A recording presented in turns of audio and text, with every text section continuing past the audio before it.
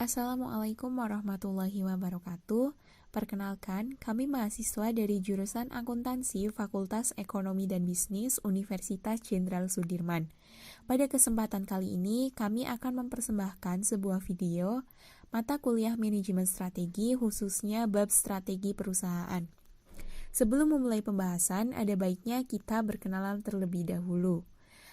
Kami dari kelompok 1 dengan anggota Ogi Hermansyah C1C015028, Ridwan Kurniawan Muhammad C1C017083, Salma Putri Melinia C1C018003, Widaningar Andrawina C1C018004, dan Eva Rosanda C1C018007. Pada mata kuliah manajemen strategi ini, kami diampu oleh dua dosen, yaitu Ibu Puji Lestari dan Ibu Eliada Herwiyanti. Selamat menyaksikan. Strategi kerjasama adalah sarana di mana perusahaan bekerja sama untuk mencapai tujuan. Tipe primer dari strategi kerjasama adalah aliansi strategis, yang merupakan strategi kooperatif di mana perusahaan menggabungkan beberapa sumber daya mereka dan kemampuan untuk membuat kompetitif keuntungan. Selanjutnya ada 3 tipe strategi aliansi. Yang pertama, perusahaan patungan atau joint venture adalah aliansi strategis di mana 2 atau lebih perusahaan membuat perusahaan independen secara hukum untuk berbagi sumber daya mereka dan kemampuan untuk mengembangkan keunggulan kompetitif. Yang kedua, strategi ekuitas aliansi adalah aliansi 2 atau lebih perusahaan yang memiliki presentase modal yang berbeda yang dibentuk dengan menggabungkan beberapa sumber daya mereka dan kemampuan untuk menciptakan keunggulan kompetitif. Yang ketiga, aliansi strategis non-ekuitas adalah aliansi 2 atau lebih perusahaan mengembangkan kontrak hubungan untuk berbagi sumber daya mereka yang unik dan kemampuan untuk menciptakan keunggulan kompetitif. Mengapa perusahaan membangun strategi aliansi?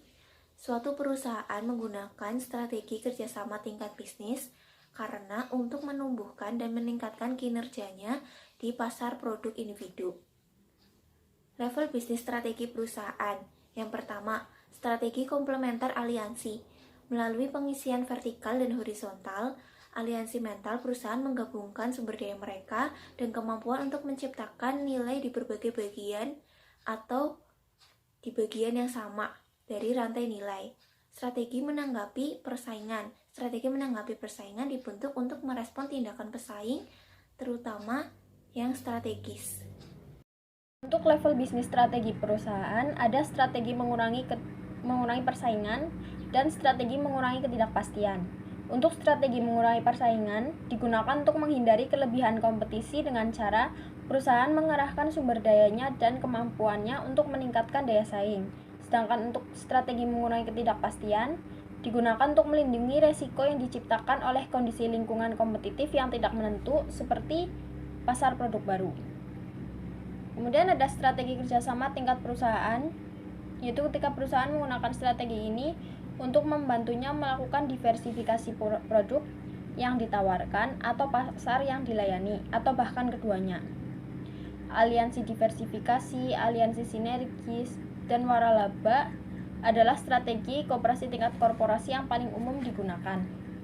Untuk strategi kerjasama tingkat perusahaan sendiri, seperti yang disebutkan sebelumnya, ada aliansi diversifikasi, aliansi sinergis, dan waralaba. Aliansi diversifikasi sendiri adalah strategi kerjasama tingkat perusahaan di mana perusahaan berbagi beberapa sumber daya dan kemampuan mereka untuk melakukan diversifikasi ke produk atau pasar baru.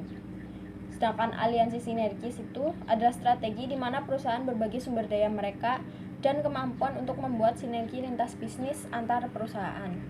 Untuk yang berikutnya ada waralaba. Waralaba adalah kerjasama di mana suatu perusahaan atau franchisor menggunakan waralaba sebagai kontrak hubungan untuk menggambarkan dan mengontrol berbagai sumber daya dan kemampuan dengan mitra atau franchise.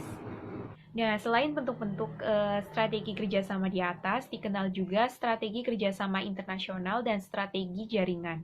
Strategi kerjasama internasional adalah strategi perusahaan di mana perusahaan dengan kantor pusat di berbagai belahan dunia memutuskan untuk menggabungkan beberapa sumber daya dan kemampuan atau kapabilitas mereka untuk menciptakan suatu keunggulan kompetitif. Sedangkan strategi kerjasama jaringan adalah strategi kooperatif di mana beberapa perusahaan setuju untuk membentuk beberapa kemitraan demi tercapainya tujuan bersama. Strategi kerjasama jaringan ini dibagi menjadi dua macam. Yang pertama, jaringan aliansi stabil, dan yang kedua ada jaringan aliansi dinamis. Jaringan aliansi stabil ini terbentuk di industri dewasa dengan permintaan yang relatif konstan. Sedangkan jaringan aliansi dinamis adalah terbentuk atau digunakan oleh industri yang sering melakukan inovasi dan produknya ini mempunyai siklus hidup yang pendek.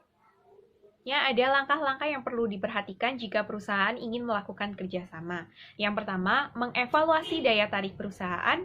Yang kedua, mengevaluasi daya saing unit usaha. Yang ketiga, mengecek kesesuaian keunggulan kompetitif, kesesuaian strategik perusahaan. Yang berikutnya ada mengecek kesesuaian sumber daya.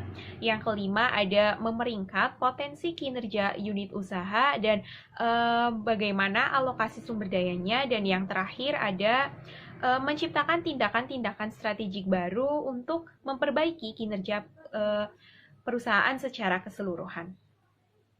Lalu ada risiko persaingan dengan strategi kerjasama.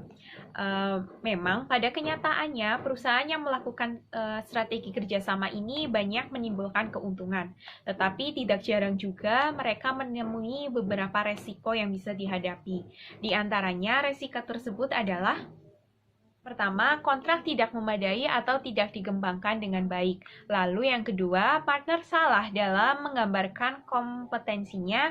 Yang ketiga, partner gagal dalam mengembangkan sumber daya komplementer mereka. Dan yang keempat, adanya jaminan investasi.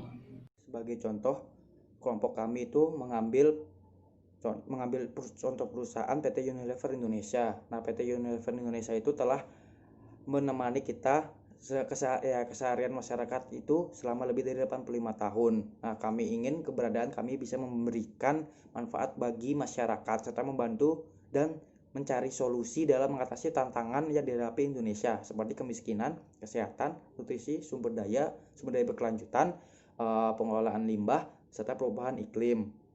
PT Unilever Indonesia itu pertama kali didirikan pada tanggal 5 Desember 1933 dengan nama Levers Zeefabriken N.V. yang bertempat di daerah Jakarta Utara, atau bisa zaman dulu sih bisa disebut Batavia. Pada tanggal 30 Juni 1997 nama perusahaan itu diubah menjadi PT Unilever Indonesia Terbuka. Perusahaan bergerak dalam bidang produksi sabun, deterjen, margarin, minyak sayur, dan makanan yang terbuat dari susu, es krim, makanan dan minuman dari teh, dari produk-produk domestik yang lainnya. Perusahaan juga bertindak sebagai distributor utama dan memberi jasa-jasa penelitian pemasaran. Oke, selanjutnya itu ada strategi perusahaan PT Unilever Indonesia Tbk. Yang pertama itu pada tanggal 22 November 2000 mendirikan perusahaan baru yakni PT Anugrah Lever atau bisa dibilang PT AL. Selanjutnya itu ada pada tanggal 3 Juli 2002 mendirikan perusahaan baru yaitu PT Teknopia Lever bekerjasama dengan Textile Resources Berhad. Selanjutnya pada tanggal 7 November 2003 jual beli saham dengan Teknopia Singapore Pte Ltd. Selanjutnya pada tanggal 8 Desember 2003 itu PT Unilever Indonesia Tbk menerima persetujuan dari pemegang saham minoritasnya untuk mengakuisisi saham PT Knorr Indonesia. Nah, di sini itu mereka mengadakan rapat umum luar biasa. Selanjutnya itu pada tanggal 30 Juli 2004 perusahaan digabung dengan PT Knorr Indonesia yang sebelumnya itu menggunakan metode pengelompokan saham atau bisa dibilang pooling of interest. Nah, selanjutnya tuh yang terakhir pada tahun 2007 menandatangani perjanjian dengan PT Ultrajaya Milk Industry dan Trading Company Tbk. Nah, itu saya yang sebelumnya itu saya akan menjelaskan beberapa doang. Nah, itu di sini pada tanggal 22 November tahun 2000, PT Unilever Indonesia mengadakan perjanjian dengan PT Anugrah Indah Pelangi atau PT AL untuk mendirikan perusahaan baru, yaitu PT Anugrah Level atau PT AL yang bergerak di bidang manufaktur, pengembangan, pemasaran, dan penjualan dari kecap, saus cabai, dan saus lainnya di bawah Bango dan merek lain di bawah lisensi perusahaan untuk PT AL.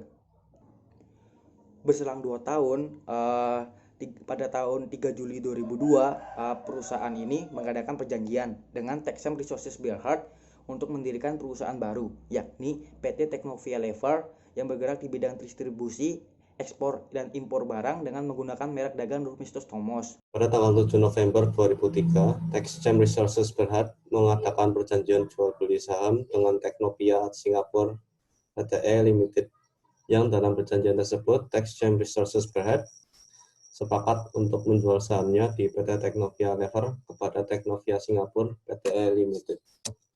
Pada tanggal 8 Desember 2003, dalam rapat umum luar biasa, perusahaan menerima persetujuan dari pemegang saham minoritasnya untuk mengakui saham PT Knorr Indonesia atau PTKI dari Unilever Overseas Holdings Limited.